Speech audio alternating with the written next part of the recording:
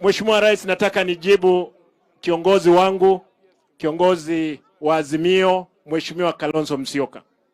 Nataka niseme Mheshimiwa Kalonzo, wewe ni kinara mmoja wa Azimio. Sisi kama ODM hatujaingia katika serikali ya Mheshimiwa Ruto. Ile tumefanya, ameamua kwamba Wakenya ambao wataweza fanya kazi waweke katika serikali. Sisi kama chama cha ODM hatujaingia katika serikali. Na tunaomba Mheshimiwa, tuendelee wewe kuwa na nyumba yako na sisi tukiwa na yetu, tujenge demokrasia ikuwe nzuri Kenya. Ama namna gani? Mimi kama deputy party leader wa ODM. Mheshimiwa Rais, wewe ulikuwa katika ODM.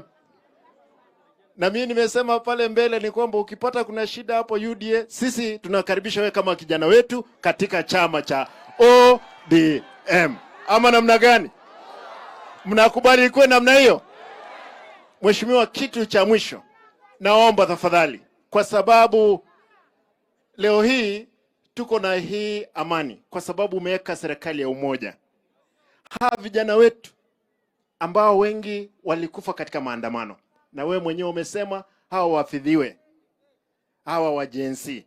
Naomba tafadhali ambao wameumia hospitalini vile ulipitisha, wapewe kitu kidogo waende wapone.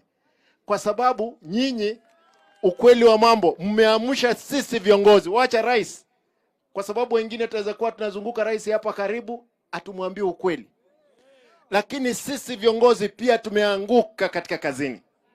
Mimi nauliza, tafadhali vijana, tupee Mheshimiwa Rais nafasi amalize kipindi hiki, tuone maendeleo yote ambayo ametuwekea.